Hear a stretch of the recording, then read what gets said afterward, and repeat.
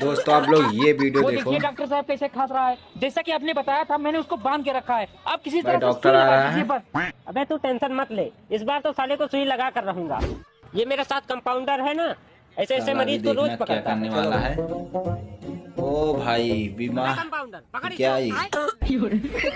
इस साला बहुत हरामी खांसी है। ऐसा खांसी तो सबको आना चाहिए। और अभी तो रुको। भाई मजा ही आ गया भाई। वीडियो सब देखो भाई, लाइक कमेंट शेयर करो।